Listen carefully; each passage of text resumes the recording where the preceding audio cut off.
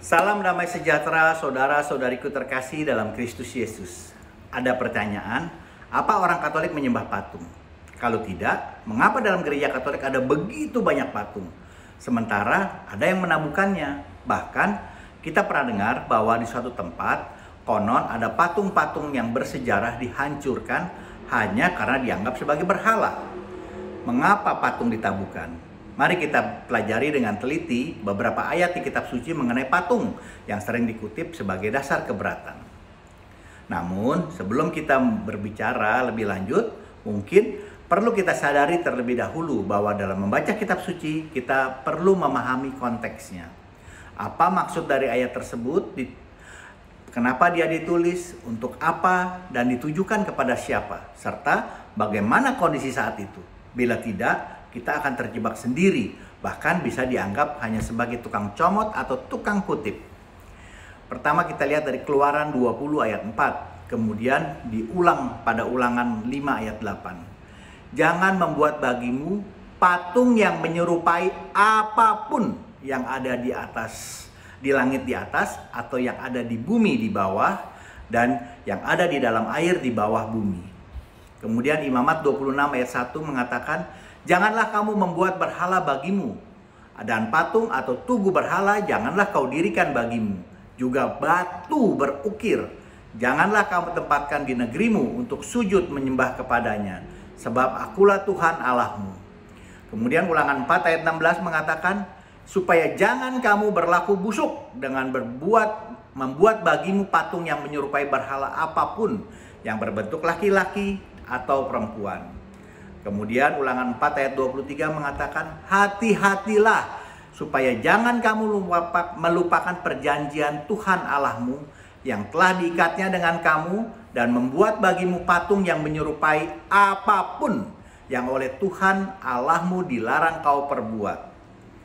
Ulangan 7 ayat 25a juga mengatakan, patung-patung Allah, ini huruf kecil artinya ilah-ilah, mereka harus kamu bakar habis. Kemudian Yesaya 48 ayat 5 mengatakan, maka aku memberitahukannya kepadamu dari sejak dahulu. Sebelum hal itu menjadi kenyataan, aku mengabarkan kepadamu supaya jangan kau berkata, berhalaku yang melakukannya, patung pahatanku dan patung tuanganku yang memerintahkannya. Di sini ada 7 ayat. Sebenarnya masih ada beberapa lagi ayat tentang ini yang berisi tentang larangan keras bagi kita. Pertanyaannya, patung yang seperti apa? Kalau kita perhatikan lebih teliti, yang tidak diperbolehkan adalah patung yang untuk disembah, dituhankan, atau dijadikan berhala. Mengapa? Mari kita lihat di Perjanjian Lama, terutama dari kitab Keluaran sampai dengan kitab Ulangan. Mengisahkan secara panjang lebar tentang perjalanan orang Israel yang akan menjadi bangsa pilihan Allah. Dibebaskan dari Mesir yang telah berabad-abad memperbudak mereka, untuk kemudian melakukan perjalanan menuju tanah terjanji, yaitu tanah Kanaan. Dalam Perjanjian Lama, di Gunung Sinai, Allah mengikat perjanjian dengan orang Israel, di mana Allah mengangkat mereka menjadi umat-Nya, sehingga Tuhan menjadi Allah mereka. Dengan demikian, umat Israel mendapatkan identitas baru, yaitu sebagai umat pilihan Allah. Apa konsekuensinya? Allah akan memperlakukan orang Israel sebagai umat-Nya, yaitu dengan melindungi dan memelihara mereka. Dan dari pihak Israel, Allah menuntut kesetiaan. Tentunya setelah diangkat menjadi umat pilihannya, orang Israel tidak boleh lagi mengabdi dan menyembah ilah-ilah lain. Mereka harus hidup sebagai bangsa pilihan Allah dan berbakti hanya pada Tuhan. Agar orang Israel dapat hidup sebagai umat Allah, maka Allah memberikan hukum-hukum untuk menjadi pedoman bagi hidup mereka. Karena Allah sudah melaksanakan tugas menyelamatkan, melindungi, dan memelihara yang ditunjukkannya berulang kali, misalnya menyelamatkan, di mana Allah yang berperang untuk mereka. Seperti tertulis dalam Keluaran 17 ayat 11. Apabila Musa mengangkat tangannya, maka kuatlah Israel. Tapi bila ia menurunkan tangannya, lebih kuatlah bangsa Amalek. Kemudian melindungi. Kita ingat bagaimana Allah memimpin sendiri orang Israel melintasi Laut Merah yang spektakuler, di mana laut terbelah untuk jalan orang Israel dan kemudian tertutup kembali saat pasukan Mesir melintas. memeliharanya.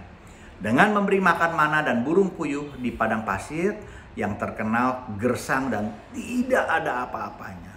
Jadi Allah sudah menunjukkan kesetiaannya. Tentunya Allah pun ingin orang Israel setia dan berbakti kepadanya. Namun orang Israel seringkali tidak seperti ini.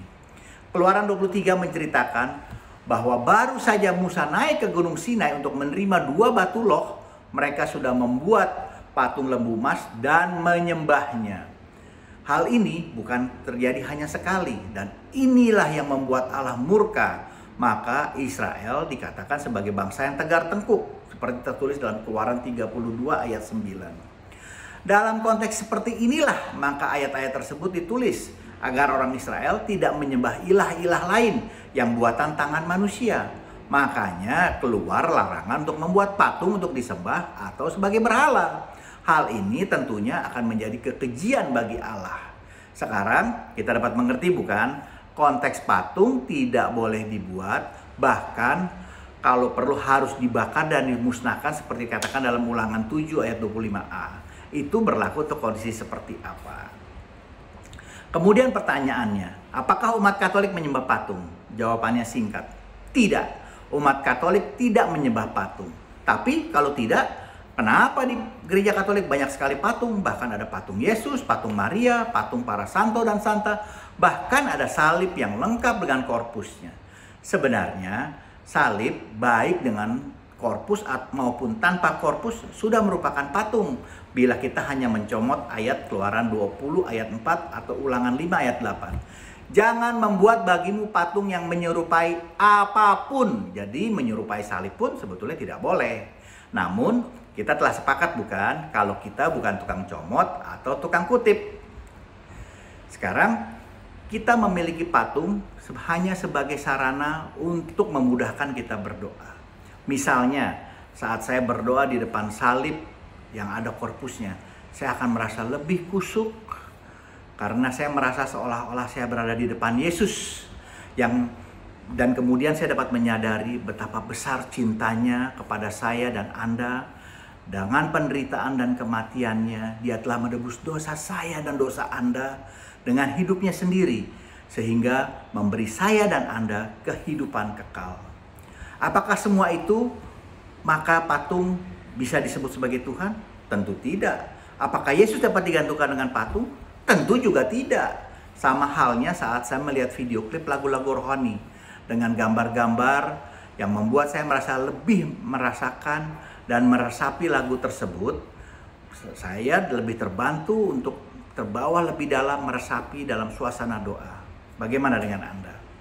Sebenarnya ada hal lain dari ayat-ayat di atas yang lebih penting untuk kita angkat dari sekedar patung, yaitu berhalanya.